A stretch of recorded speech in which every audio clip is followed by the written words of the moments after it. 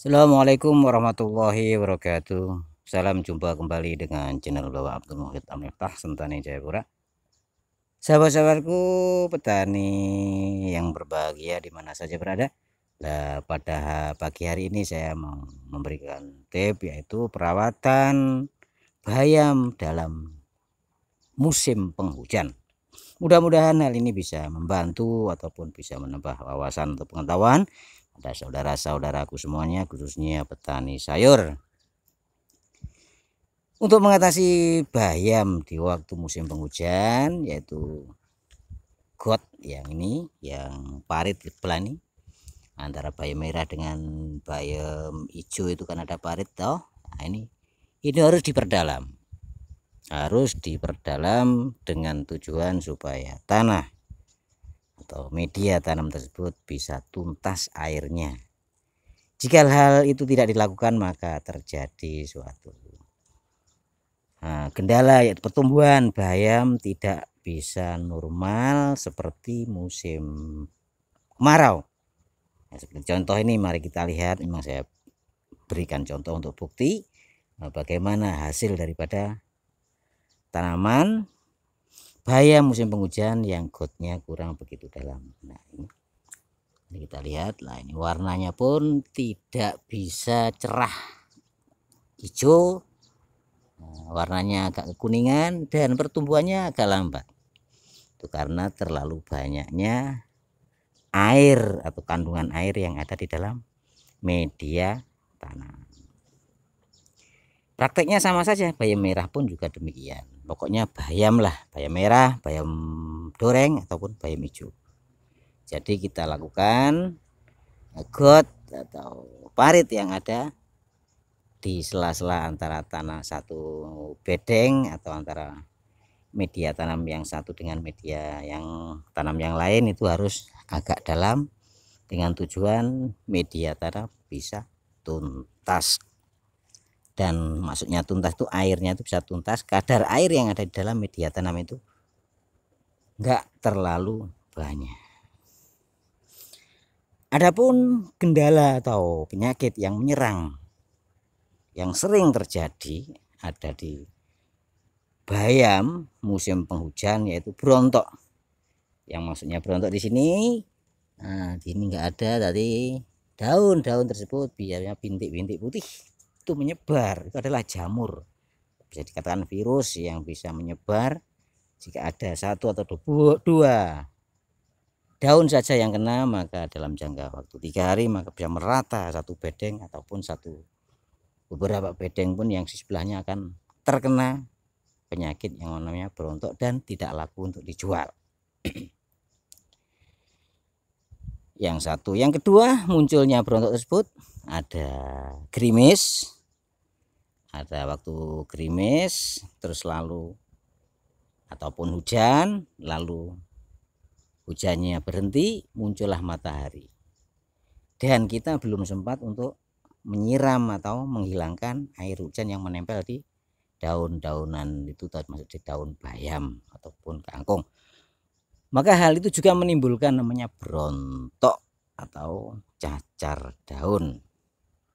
Yang kedua, penyebab yang ketiga bisa jadi tanaman bayam yang berontok ini, tanaman yang berontok ini kalau sudah dipanen itu sisa daripada bayam tersebut tidak dibuang, tidak dibersihkan, dan jamur-jamur atau virus yang ada di dalam daun-daun yang kena penyakit berontok tersebut mengendap ataupun ada di dalam dedaunan tersebut, akhirnya dicangkul, ditimbun. Nah, itu bisa menimbulkan jamur juga. Jadi ada 3 bab penyebab masalah jamur tersebut.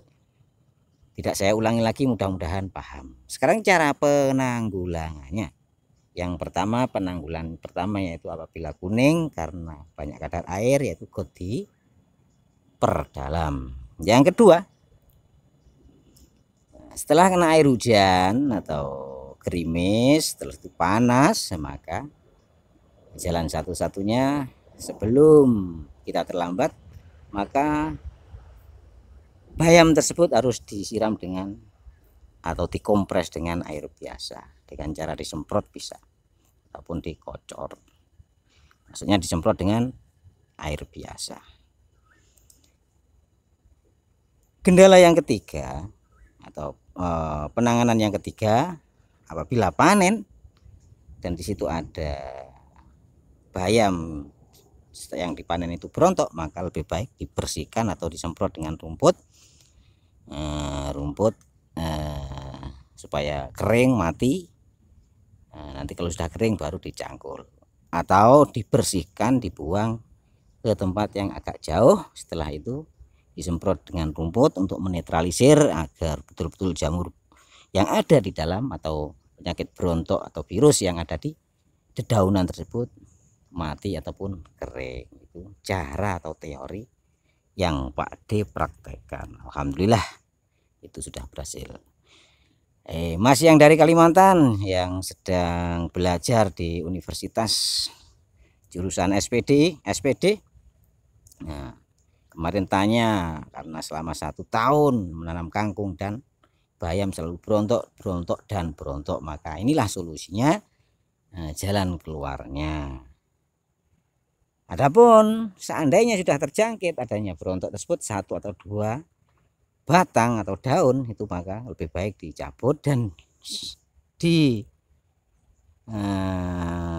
dengan bion ataupun Amirstatop untuk menghentikan reaksi atau penularan yang ada di bayam tersebut, sekaligus pencegahan agar tidak merembet menular ke mana-mana.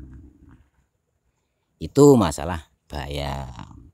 Ada yang tanya kemarin, Pak D, itu bayam itu berapa hari panennya? Lah, mulai tabur hingga umur 1 hari mulai tabur hingga minimal 15 hari, maksimalnya 20 hari sudah habis.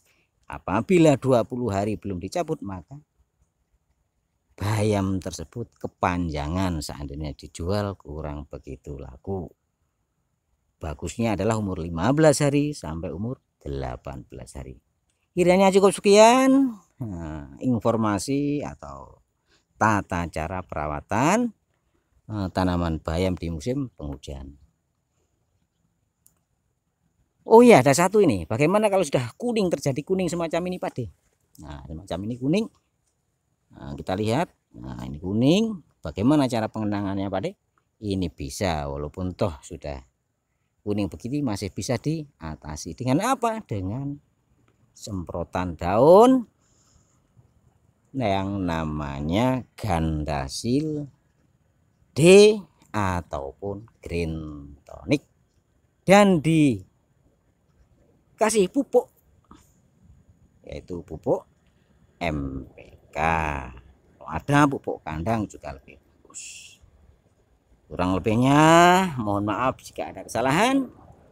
Billahi taufiq wal hidayah. Wassalamualaikum warahmatullahi wabarakatuh. Selamat berkarya, semoga sukses selalu. Amin ya robbal alamin.